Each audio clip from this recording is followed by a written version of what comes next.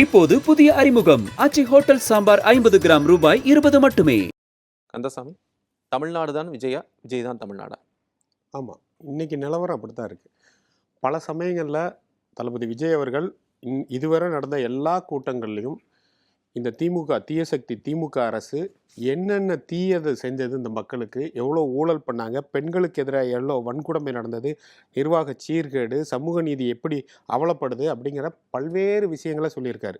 அது மட்டும் இல்லாமல் ரொம்ப முக்கியமாக இப்போ உள்ள அமைச்சர்கள் இல்லை முதலமைச்சர், துணை முதலமைச்சர் இவங்க எல்லாம் தேர்தலில் தாக்குற அஃபிடவிட்டும் அவர்களுடைய உண்மையான சொத்து மதிப்பும் சம்பந்தமே இல்லாமல் இருப்பது மக்களுக்கு தெரியாதா போன்ற பல்வேறு விதமான ஆக்கப்பூர்வமான உண்மையான குற்றச்சாட்டு சொல்லும்போது இவர்கள் அதற்கு பதில் சொல்ல திராணி இல்லாமல் விஜய் அவர்களை கண்மூடித்தனமாக ஏதாவது எதிர்க்கணுங்கிறதுக்காகவும் அவரை அழுத்தம் கொடுக்கணுங்கிறதுக்காக பல்வேறு விஷயங்கள் செய்வது மக்கள் அதனால திமுக மீது பயங்கர கோபத்துல இருக்காங்க.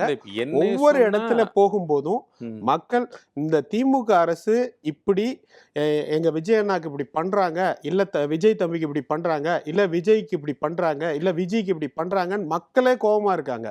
அதைத்தான் தளபதி அங்க கன்வே பண்றாரு.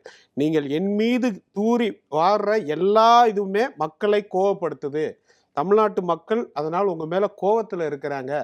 நாங்க சொல்ற குற்றச்சாட்டுக்கு உங்களால் திராணி இருந்தால் நேரடியாக எங்களுடைய நிர்வாகம் நல்லா இருக்கு, இல்ல நாங்க ஊழல் செய்யலாம், அமைச்சர் மேல குற்றச்சாட்டு இல்லை, பெண்கள் பாதுகாப்பா இருக்காங்க, எங்க சொத்து மதிப்பும் எங்க அஃபிடவிட்டும் ஒண்ணுதான், இந்த மாதிரி விஷயங்கள்ல ஆக்கப்பூர்வமா எடுத்து வைக்க இந்த திமுக அரசுக்கு திராணி இல்லாதனால அவர்கள் அள்ளி வீசுறாங்க, மக்கள் கோவப்படுறாங்க. அதை அங்க கன்வே பண்ணியிருக்காரு. திமுகவுடைய தொண்டர்கள், அதிமுகவுடைய தொண்டர்கள், பாமகவுடைய தொண்டர்கள், விடுதலை சிறுத்தைகள் கட்சி தொண்டர்கள், இவர்கள் எல்லாம் தமிழக மக்கள்ல வாக்காளர்கள் இருக்கக்கூடியவர்கள் தான். அவங்கெல்லாம் அப்படிதான் கருதுவாங்களா? இல்ல, நீங்க மெஜாரிட்டி தான் எடுத்துக்கணும். இதுல நீங்க சொல்றதுலயும் நான் சொல்றேன், இந்த திமுக கூட்டணியில் இருக்கிற கட்சிகளோட தொண்டர்கள்லாம் விரும்பி எல்லாம் இப்ப இல்ல. தொண்டர்கள் ஃபுல்லா தாவேக்கா வரணும்னு நினைக்கிறாங்க. தமிழகம் முழுவதும் இருக்கக்கூடிய மக்கள்னு நீங்க சொல்றதுங்காட்டிக்கு நான் என்ன கேட்கிறேன், தமிழகம் முழுவதும் இருக்கக்கூடிய மக்கள் இவங்களே இல்லையா? மெஜாரிட்டி என்னவோ அதை எடுத்து இவங்க மெஜாரிட்டி இல்லையா? இல்ல, மெஜாரிட்டி எங்க கிட்ட தான் இருக்கு. 2024 நீங்க அதை பாப்பீங்க. 2020 எலெக்ஷன் ரிசல்ட் தளபதி என்ன சொன்னாரோ அது காட்டும். அப்போ நீங்க இதெல்லாம் ஆமா உண்மைதான் உணர்வீங்க.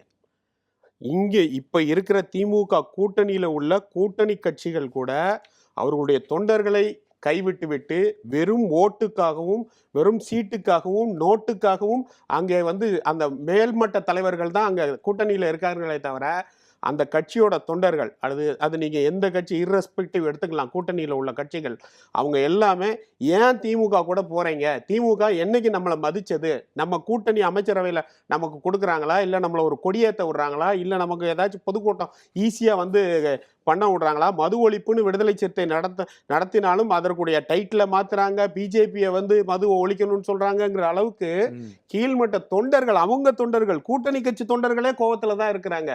திமுக இந்த முறை தோற்க போவது உறுதி. அது தோக்க கூடாதுங்கிறதுக்காக என்னெல்லாமோ செஞ்சுக்கிட்டு இருக்காங்க, அள்ளி வீசிக்கிட்டு இருக்காங்க, நரேட்டிவ் செட் பண்ணிக்கிட்டு இருக்காங்க. அதை மக்கள் பார்த்துக்கிட்டு இருக்காங்க. மக்களுடைய கோவத்தை தான் அங்க தளபதி விஜய் அவர்கள் பிரதிபலித்தார். என்னுடைய நண்பர்னு ஸ்டாலின் சார் சொல்றாரு. நண்பர்னா கரூர் விஷயத்துல ஏன் மேல ஏன் பழி சுமத்துனீங்க அப்படின்னு யார் பழி சுமத்துற உங்க மேல? ஸ்டாலின் தான். அதாவது அவர் எங்கேயாவது இதே இடத்துல ஒரு நிமிஷம் கிளாரிஃபை பண்ண, எங்கேயாவது முதலமைச்சர் திரு ஸ்டாலின் அவர்கள் விஜய் தான் இதற்கு காரணம் சொல்லி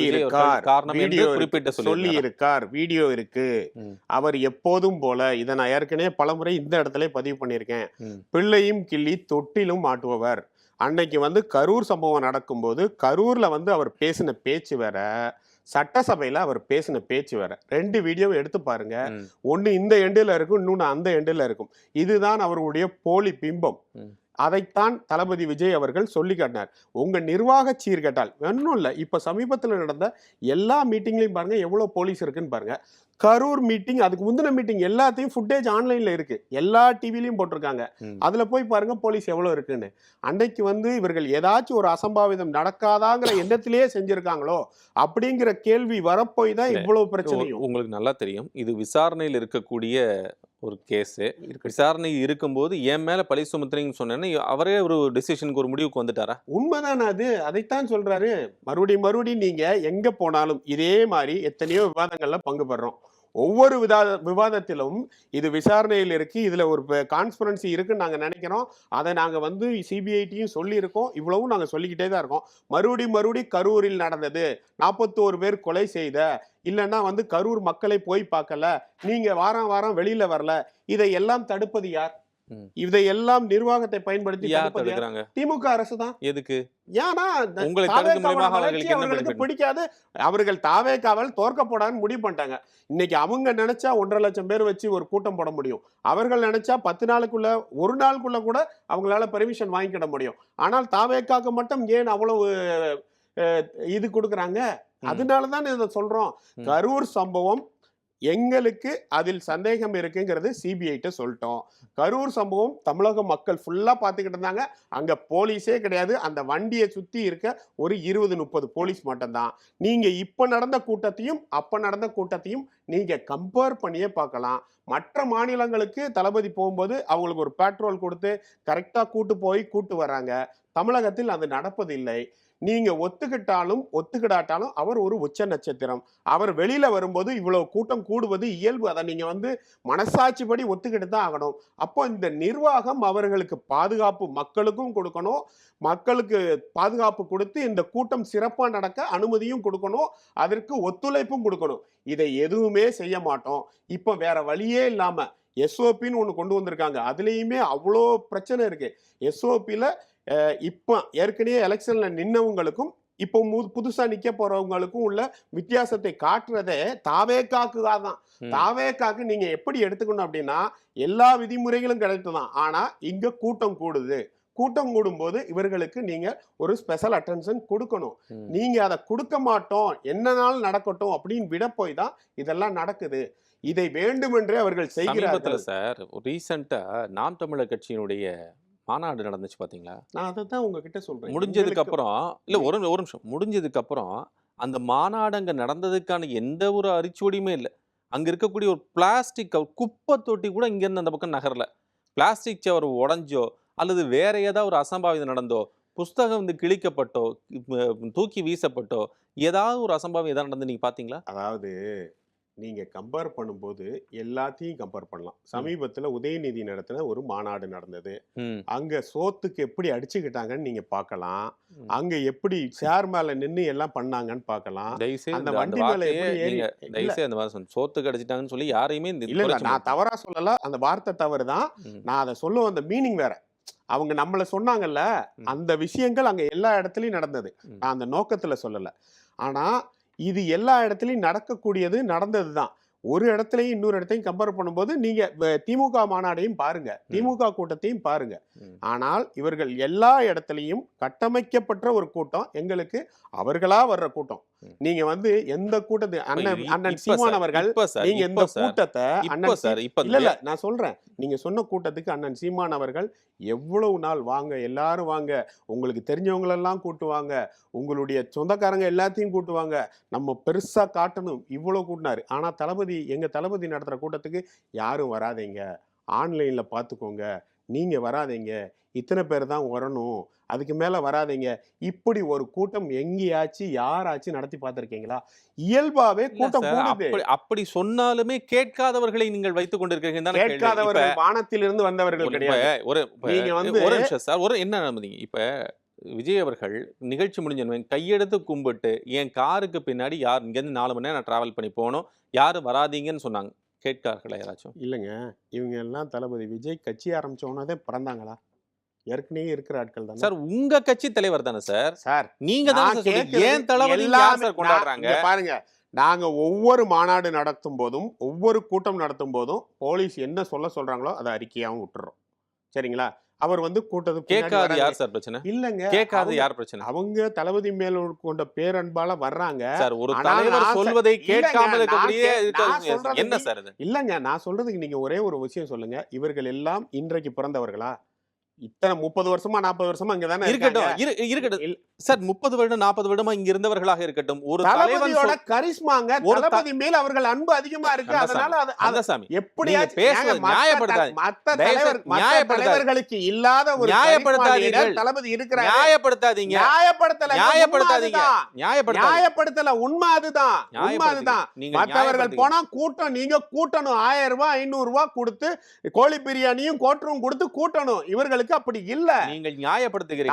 நான் என்ன கேக்குறேன், நான் ஒரே கேள்வி தான். இயல்பா நடக்கிற ஒரு விஷயத்தை தான் நான் ஒரு கேள்வி நான் கேட்டதுக்கு பதில் சொல்லு. உங்கள் தலைவர், உங்கள் தலைவர், நான் ஒரு நிமிஷம், உங்கள் தலைவராக ஏற்றுக்கொண்ட தொண்டர்கள் உங்களை பார்க்கணும் வந்திருக்காங்க. அப்போ அவர் சொல்வதை கேட்க வேண்டிய கடமை அந்த ஒரு தொண்டர்களுக்கு சொல்லுங்க. தளபதி சொல்லிட்டாரு, ஒரு ஸ்டேட்மெண்ட்டும் கொடுத்தாச்சு. ஒவ்வொரு தடவை என்ன பண்ணலாம்னு சொல்லுங்க. நீங்க ஒழுங்கா வர்ற இடம் போற இடம் நல்ல போலீஸ் பாதுகாப்பு கொடுத்து 2 பேட்ரோல் வச்சு ஒரு இடத்துல இருந்து இன்னொரு இடத்துல கொண்டு போய் விட தனியும் பாதுகாப்பு கொடுத்தீங்கன்னா இது நடக்குமா? அதுக்கு காவல்துறை தான் பொறுப்பா? ஆமா, அதுக்கு காவல்துறை தான் பொறுப்புங்க. தலைவர் சொல்றத காவல்துறை பொறுப்பா? ஒரு தலைவர் வரி என்னங்க நீங்க வேற ஊர்ல இருந்து ஒருத்தர் வரும்போது எல்லாம் இதெல்லாம் துணியெல்லாம் வச்சு மறைச்சு எல்லாம் கூட்டு போறீங்க. ஒரு தலைவர் வரும்போது அவருக்கு கூட்டம் கூடுது அப்படின்னா அதை கட்டுப்படுத்துறது யாரோட பொறுப்பு? சார் உங்க தொண்டர்கள் தான் சார். நீங்க தானே சார் சொல்றீங்க பப்ளிக்கா வரும்போது எல்லாரும் வருவார்கள். எல்லா ரோட்ல எல்லாம் எவ்வளவு பேர் வருவாங்க, எல்லாரும் வருவாங்க, பார்க்கணும்னு ஆசைப்படுவாங்க. நீங்க 1 கோடி பேரையும் நீங்க ஒரு ஆள் தான் கண்ட்ரோல் பண்ணணும்னு சொல்றீங்க. அப்புறம் எதுக்கு காவல்துறை பர்மிஷன் கொடுக்கல? உங்கள் தொண்டர்கள் ஏன் நீங்கள் சொல்வதை கேட்பதில்லைன்னு தான் நான் கேட்கிறேன். அது ஒண்ணுதான். தொண்டர்கள் மட்டும் அங்க இல்ல, எல்லாரும் இருக்கிறாங்க. அவர் மேல் பேரன்புல இருக்கிறாங்க. அவரை பார்க்கணும்னு ஆசைப்படுறாங்க. அவர் பேச்சை கேட்கணும்னு ஆசைப்படுறாங்க, வர்றாங்க. ஆனா அதே நேரத்தில் இவ்வளவு கூட்டம் கூடும்போது நீங்க அதிகப்படியான பாதுகாப்பை கொடுத்து அதை சரி பண்ணணும். கட்சி தான் சரி பண்ணணும் அப்படின்னா எதுக்கு நீங்க உங்ககிட்ட நாங்க பேப்பரை நீட்டி அனுமதி வாங்குறோம்? நீங்க தான் சரி பண்ணணும். இவர் கரிஸ்மாட்டிக் லீடர். இவர் பின்னால் இவர் வர வேண்டாம்னு சொன்னாலும் அவ்வளவு பெரிய கூட்டம் கூடும். இப்ப திமுக அதிமுகக்கு வயிறு எரியறதே அதனால்தான். நம்ம எவ்வளவு கூவி கூப்பிட்டாலும் ஆள் வர மாட்டேங்குது, இவருக்கு மட்டும் இவ்வளவு கூட்டம் வருது அப்படின்னு. இந்த கூட்டம் வரும். இந்த கூட்டம் எல்லாம் ஓட்டாக மாறும். 2026 திமுக விரட்டி அடிப்போம். நீங்கள் என்ன முரண் உங்களுக்கு என்ன சுருக்கம்? முரண் இல்லை, நீங்கள் ஐடிஆர்னு சொன்னதுனால நான் அதை சொல்ல வரேன். ஸ்டாலின் அவர்கள் காட்டுற ஐடிஆர் வருஷத்துக்கு 20 லட்சம் ரூபாய் அவருக்கு வருமானம். அவருக்கு வீடு கிடையாது, அவருக்கு கார் கிடையாது. திரு உதயநிதி ஸ்டாலின் அவர்கள் அவர் இந்த இதுக்கு வர்றதுக்கு முன்னாடி வர அவர் காட்டின கணக்கு வெறும் 4.5 கோடி தான். அவர் கிட்டத்தட்ட எத்தனை படங்கள் நடிச்சிருக்காரு, எவ்வளோ ப்ரொடக்ஷன் இருக்குது பார்த்துக்கோங்க. இப்போவும் ஸ்டாலின் அவர்களுக்கு கார் கிடையாது, வீடு கிடையாது. அந்த கார் யாருது, அந்த வீடு யாருது? அவருடைய திருமதி துர்கா ஸ்டாலின் அவர்களுடைய வருஷ வருமானம் 4 லட்சம் ரூபா ஆஸ் பர் ஐடி. இப்போ தேர்தலில் நிற்கிற எல்லா அமைச்சர்கள் அதை தான் நேற்று தளபதி அவர்கள் சொன்னாருங்க. எல்லாருமே ஐடிஆரில் ஒன்று இருக்குது, ரியல் சொத்து அப்படிங்கிறது வேற இருக்குது. அதைத்தான் மக்கள் தெரிஞ்சுக்கணும். இந்த 10 லட்சம் கோடி கடன் எங்கிருந்து எப்படி ஆச்சு? இன்னைக்கு ஒரு நாளைக்கு 158 கோடி ரூபாய் நம்ம வட்டி பே பண்ணுறோம். அந்த வட்டியில் ஒவ்வொரு நாளும் ஒரு ஹாஸ்பிட்டல், ஒரு ஸ்கூலு, ஒரு காலேஜ் கட்ட முடியும். அந்த அளவுக்கு உண்டான இந்த நிலைக்கு காரணம் இவர்கள் தான். அதனால தான் அதை எடுத்து சொன்னார். ஏன் இப்போ விஜயினாலேருந்து இப்போ தளபதி ஆயிடுச்சா? தளபதி விஜயினான்னு தான் அட்ரஸ் பண்ணுவீங்க, அது மாதிரி தளபதி ஆயிடுச்சா? எல்லாம் ஒன்று தானே. இப்போது புதிய அறிமுகம் ஆச்சி ஹோட்டல் சாம்பார் 50 கிராம் ரூபாய் 20 மட்டுமே.